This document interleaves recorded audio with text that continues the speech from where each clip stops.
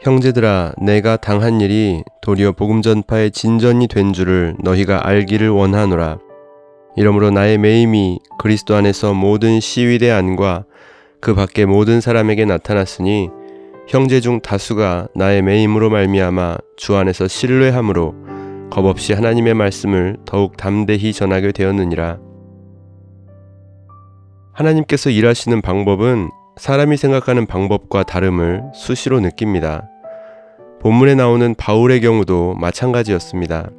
세 차례의 전도 여행을 통해서 소아시아와 유럽에까지 복음을 전했던 사도 바울은 로마에서도 복음을 전할 수 있기를 원했습니다.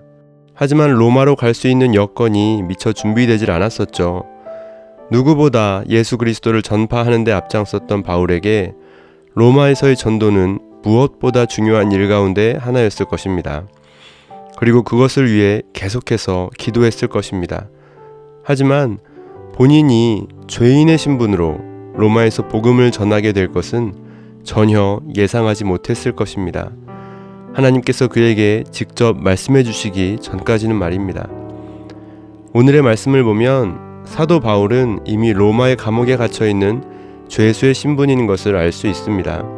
하지만 자신이 당한 일이 도리어 복음 전파의 진전이 되었다고 말합니다. 자신이 세상에서 말하는 특정한 죄가 있어서 수감된 것이 아니라 예수님을 전했기 때문에 감옥에 들어왔음을 주변의 모든 사람들이 알게 되었던 것입니다. 그리고 많은 이들을 만날 수 있는 자유가 주어지면서 바울은 여행을 다니지 않아도 그를 찾아오는 사람들에게 예수 그리스도의 복음을 전할 수 있는 기회가 생겼던 것입니다. 바울을 지키던 로마의 군인들도 이 모습을 보면서 예수 그리스도를 알게 되지 않았을까 짐작해 볼 수 있습니다. 더욱 귀한 것은 바울의 수감을 걱정하고 그로 인해 복음 전하기를 주저하던 그리스도인들이 하나님께서 바울을 통해 또다시 일하심을 보고 더욱더 하나님을 신뢰하게 되어서 말씀을 담대하게 전했다는 것입니다. 지금까지 바울이 사역하던 방법과는 전혀 다른 방법으로 말씀이 전파되게 되었습니다. 그래서 바울은 더욱 뼛속 깊이 하나님을 알게 되지 않았을까요? 이전에도 일하셨던 분은 하나님이셨고 지금도 일하시는 분은 하나님이시라는 것을 말입니다. 우리는 지금 코로나19라는 전 세계적인 질병 앞에서 아무것도 할 수 없는 듯한 무기력함에 빠져 있을 수 있습니다. 일부 교회와 성도들은 코로나로 인해서 더욱 비난을 받기도 합니다. 모여서 예배를 드릴 수 없고 교제를 나눌 수도 없기에 사역자들도 성도들도 그리고 해외에서 활동하는 선교사들도 힘이 빠질 수 있는 시기입니다. 하지만 하나님께서 일하시는 방법은 언제나 사람의 생각과 다를 수 있다는 것을 오늘 말씀을 통해 기억해야 하겠습니다. 다만 우리가 하나님의 뜻을 다는 알지 못하기 때문에 우리는 힘이 빠질 수 있습니다.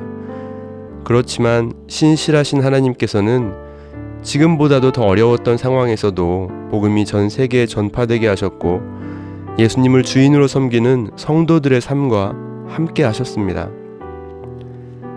현재 상황을 보고 좌절하거나 힘이 빠지지 않았으면 좋겠습니다. 오히려 이런 상황 가운데서도 당신을 사모하는 사람들과 함께 하시는 그 하나님의 신실하심을 바라봐야 하지 않을까요?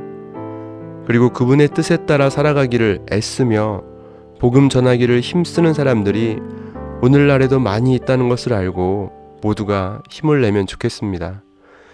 지금도 여전히 일하고 계시는 하나님은 오늘도 우리를 향한 그분의 뜻을 굽히지 않으십니다.